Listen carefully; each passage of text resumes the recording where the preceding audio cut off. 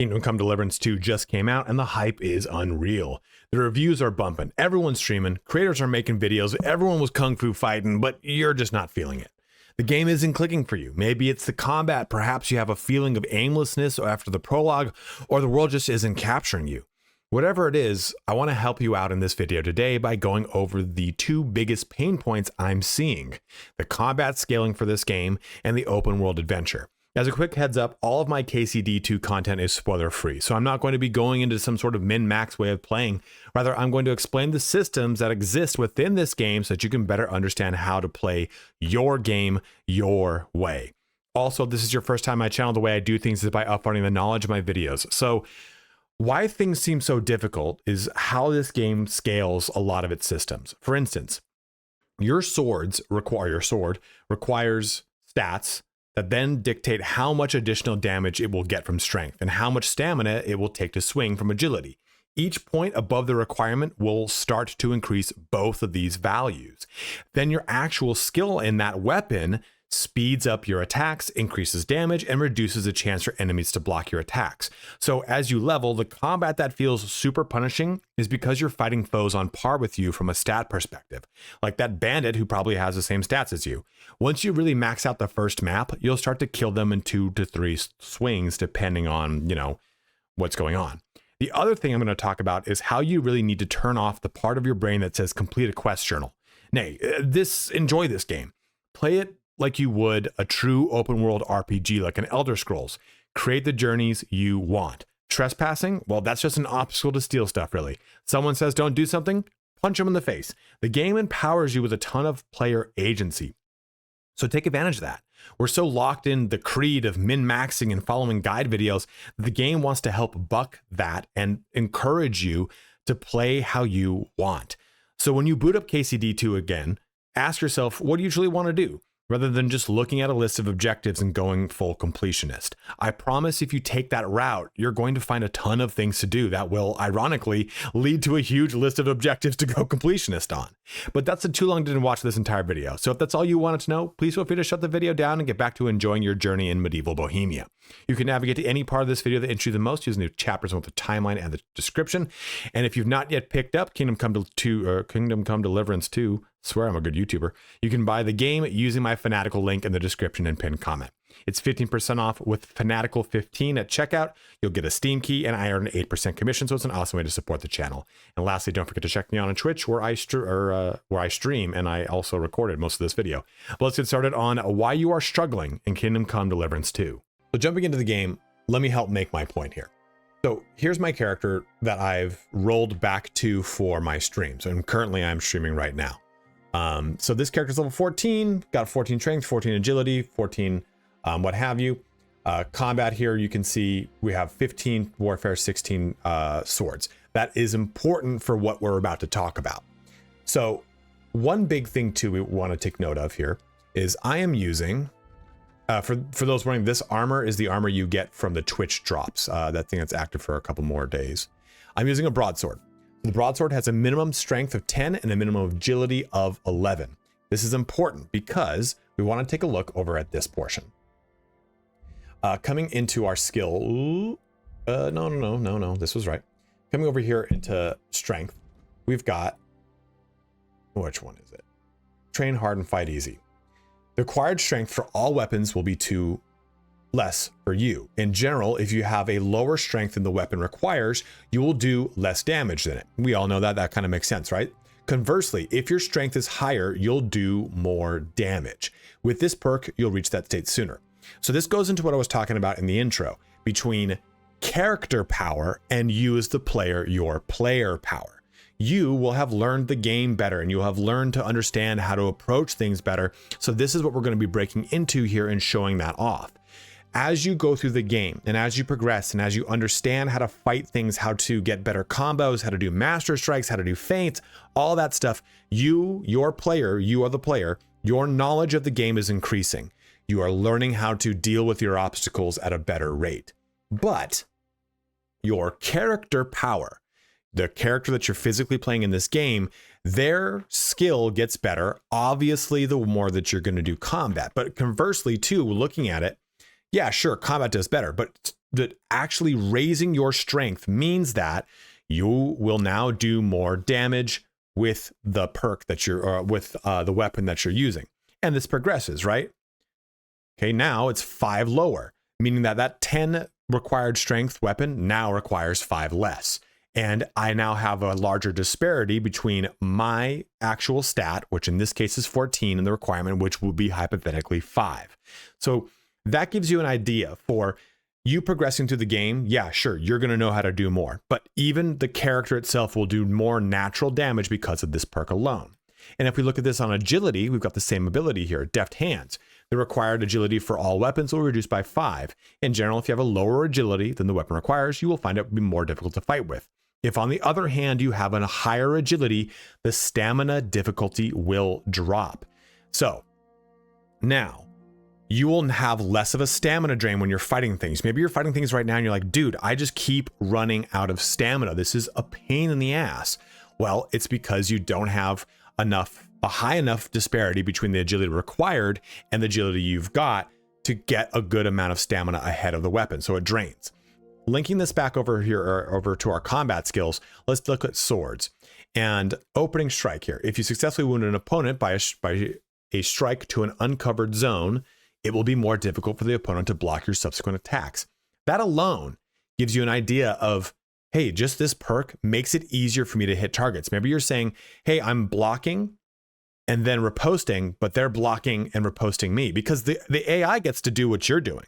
You have to remember that the game is not just going to let you get free hits on it. It's going to be a challenge. It's going to throw it back until you've got enough sword skill that you can actually kill them better. So if I look at sword skill here, the higher your swordsmanship skill, the faster your attacks will be, the more damage they will do, and the harder it will be for your opponent to block them. So this again plays into your character power. Sure, my player power might know that, let's say I have a game that's at the end of I've beaten the game and I've gotten all of these perks and I've gotten all the combos and I know how to do master strikes and feints like nobody's business. Well, if my sword skill's low, it won't matter, right? Because I won't be able to do it. And conversely, if I go to make a brand new game and I know how to do all that stuff, like I said, I won't be able to do it. So if I don't know to do it, then I can't take advantage of it. So if I have max sword skill at 30, then I can't just chop things down because I don't know how to do master strikes and what have you. Or if I know how to do it and I've got a sword skill of 1, then I won't be able to actually pull it off. So you need to know that these perks don't just simply give you abilities like, I don't know, this one here is a really good example. This makes it so that when you perform a combo, you gain +5 to your swordsmanship skill, making subsequent attacks easier to perform and more powerful. Or there's one for feinting. Where is it? Like it's called like someone's supposed to feint. Well, there's one for feinting that makes it so your feints are easier to go through. So if you don't have these things, then the game is naturally going to be harder for you to take advantage of. So what I'm going to show you now is a fight. You've seen this character. You've seen what I've got. It's not a whole bunch. We're not even into the mid game. This is still the early portions of the game. And let me show you how, and just to kind of show you just real quickly on the map, we're fighting a bandit camp. We're still over in the very first map. So we haven't progressed past anything. So let's go do a bandit fight, and I'm going to do it live. So it probably will have some tomfoolery going down, but it'll help reinforce the point. So a bandit camp against with this character right now. So we're coming here into this bandit camp. Let's do this fight. That's a good one. Isn't it though? Aha! Just open up with a real, okay, just a real miss. It's a good way to start this. Let's get him weapon out. Let him kind of get a chance to defend himself. And just already, that was 2 hits in. And I don't care about your mercy. I'm making a video right now, man. People have to know I'm merciless. Okay, cool. No more people. We'll go for a master strike, right? Like we've got Mutt, he's jacked. I have super high hound master. Okay, well, that just kind of ripped and gripped this guy. I'm sure there's another dude around here somewhere. But my point kind of is being solidified here, where it was easier for me to hit them. It's easier for my attacks to go through because I have such higher skill. And you have to remember that the things in this game are scaling with you dependent upon where you are. Right now, I've now pretty much out-leveled this area. So it stands to reason that it's way easier for me to just cut them down really quickly, right? So when I jump to Kuttenberg, that is not going to be the case. Things there are going to have higher skill. So when you start the game, which we're going to come to at the end of this video, when you start the game, it makes sense that it's harder for you to actually get hits on because you don't have the advantage of your strength and agility. It's harder for you to get the hits on because you don't have good sword skill. And furthermore, you don't have the perks of either strength, agility, or swords to actually connect with your target. So let me show you this character maybe an hour ago fighting at a nighttime battle and how that all went. So here is a recording I've got. I use shadow play, and this is a fight that I did where my character, again, it's just a little bit ago in the story. So let's just say that they maybe don't have 16 or 17 swords. They have like 1 or 2 less, and strength and agility are about the same. I can't show you the stat screen here at this point, but this is an idea. This is to show off I have good character power and I've got good player power. I know what to do. I know how to hit things. But let me show you how that can all fall apart very easily. And as someone, again, with 100+ hours into this game. So I'm gonna let this fight kind of progress. We'll John Madden it here and there. And things are going pretty well with this first guy. He's getting some parries and some blocks. We get a good master strike and kill. And you notice it's starting to get really dark here, right? And we're taking advantage. This guy's, I messed up my block right there. We're gonna have some fun. We still have just 2 other people to kill, and you can still mess up. Keep in mind too, I'm streaming during this, so I'm talking, and it just sometimes I'm just not the best streamer, that's for sure. But we'll deal with this guy. Maybe never. Maybe I'll just die to him, and it'll help solidify the fact that I'm not the best gamer or YouTuber ever to have existed. But now it's kind of dark, right? And this guy's torch is really kind of revealing everything. And that's kind of important, right? Because now I can see where those attacks are coming from. I can telegraph things. I can pay attention to this guy to my left and get completely walloped by him. But if we remove this torch from the equation by doing that, now I cannot see what this dude is doing. To be fair, that dialogue thing threw me off right there. And I'm using a filter that makes my recordings brighter so that you guys can see them, but my actual 4K monitor, I couldn't see shit. So this is a point where I've got character power, I've got player power, and because of this recording, you can see that through the filter that you can see a little bit more, but I have no ideas where his hands are. And I'm getting worked. I almost died in this fight right here, and it was rough. Like, I'm like, dude, I'm just trying to stay defensive. I'm just trying to block to get my stamina back. I went forward for clinches because I knew it was something I could force a directional attack out of without trying to hit a master strike or block a certain situation. So you can see that removing something as simple as being able to see where their arms are takes your character power and your player power and throws it out the window. So we just happened to win that, but I was like, dude, oh my God, we almost lost there simply because I just couldn't see where his hands were to do the follow-up placements and hits. So we took a look at 2 scenarios where our character has a lot of power, right? And our player, myself, has a lot of power. So let's reverse those roles a little bit. I now have power. I know how to master strike. I know how to feint, and I know what I'm doing most of the time. Most of the time. Probably not. I've already discussed how not good I am at this game. But my character does not have a ton of power. Our skills are low. We only have opening strike, showtime, and swordsman's wisdom. We do not have master strike. Conversely too, we have just the standard combos.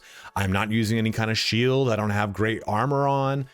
So we have just a typical character that you're probably experiencing right now and going, this game sucks. So this is why I'm showing this, because now the AI is going to be performing on par with me as far as its skill set. Their capabilities, what they can do, we can do. When we get further into this point, when we go to Kuttenberg and stuff like that, they're going to have the ability to master strike us, just like Tomcat does. Tomcat master strikes you, right? So these guys are not. So let's go ahead and jump down into this. Let's pull my actual sword out. This guy is going to be like kind of sacrificial lamb, more or less. Yeah, you're not going to be doing anything to me, buddy. All right, now him, Now this is gonna take forever because he's got a shield, and I don't have a lot of the skills or the capabilities to take care of this as easily. It's my stamina's draining super fast. I was trying to get into. I fainted in there, and he still, I think, blocked it.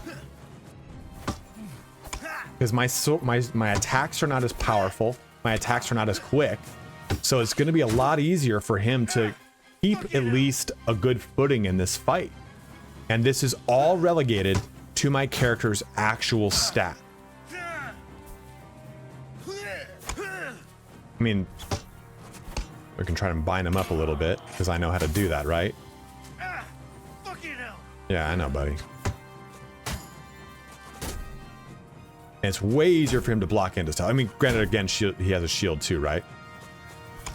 That was a feint, and he did a great job of blocking that. Another feint. So because his skill is probably even better than mine, it's easier for him to do all this. And remember too, if you're running out of stamina, you don't have to stay on the offensive. Use these times to get a little room. Just try and keep your stamina regen up by letting him hit you in the head by perfect blocking. In the early portions of the game, this is it, man. Like these shield fights last like 7 years. Learning feinting is a big thing though. You need it especially in the late game.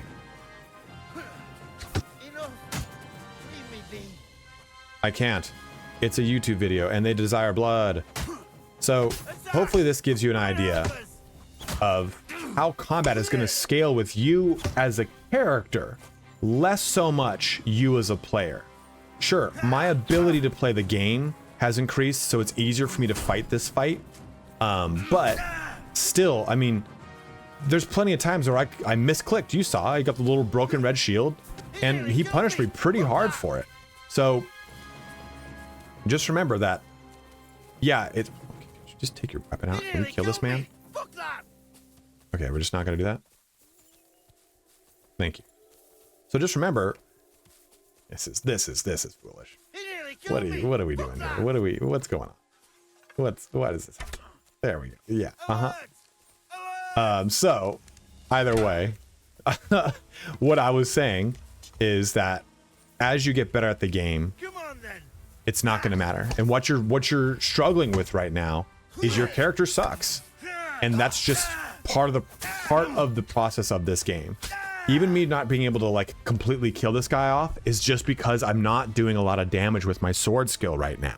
I'm not doing a lot of damage. He's got a lot more armor than me. This is actually the point where I got a lot more armor and a lot of the things started to pivot for me. So just keep those things in mind. Let's bring this all back together now with another important topic. So my last note to close our video out here is to understand that this is an open world game.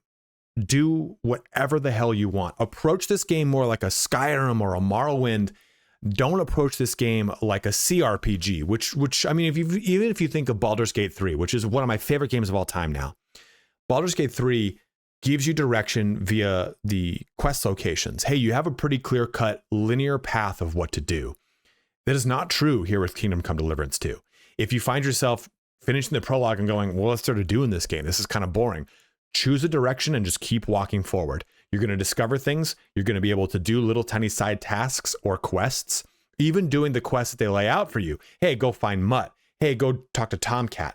These are going to put you directly towards things in the game that give you direction on where to go. Hey, you walked over to Tomcat. Well, then that unlocked this location where you learned about A, B, and C. Well, now I can go and take advantage of A, B, and C and go do those to equal X, Y, and Z, which I swear to God, I feel like I'm in a corporate fucking phone call right now. I'm sorry about that.